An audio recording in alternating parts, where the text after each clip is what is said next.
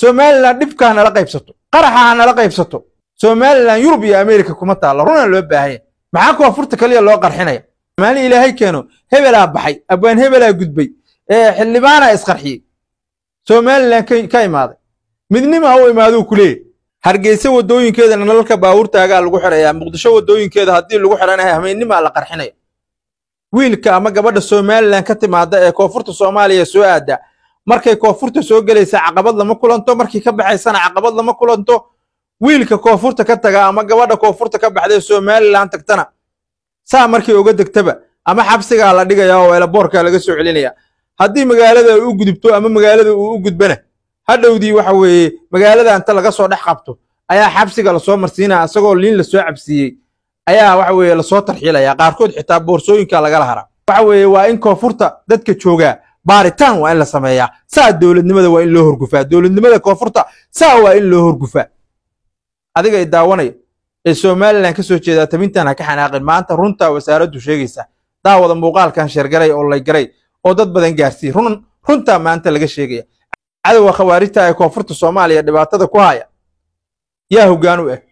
nimanka hogaamiya oo isku badbedelay intii ka soo jeeda Somaliland ka soo jeeda Somaliland marka intii ku taala ma waxay ku taala Yurub ma America ku taala ma qaarad kale ku taala way Somaliland Soomaaliya ka tirsanta اعتراف raadinaysa sheegashadeeda inay goodo waliina ma gooy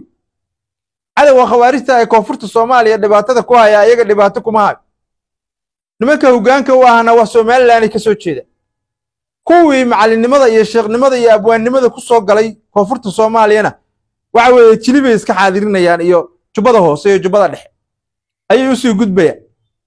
maalmo geeraara ka bacdi markay imaanayaan caqabad lama kulmaan markay baxayaan caqabad lama kulmaan maalmo geeraara boor isku qarina kadib xagga loo sii gudbayaaba waxaan leeyahay dadka koonfurta ka soo jeeda ololaha la bilaabo ole baaritaana ayagu waa idin baarayaan ma baartaan waa idinka xilalka ku taxaayo xafiisyada fariisinayo meel walba geysanayay dadkan abwaannimada idinku imaanaya geeraarka idinku soo galaya baaritaan ku sameeya baaritaan waxba asxaanaya loo sameeyay ayaguba hargeysa adiga hadda idaawanayo siyaasiga ama sheeqa ama ardaga ama tiktokerka markaa tagtid waa lagu dhibaateeya saasa lagu daba gediya xamar markii la qarxiyo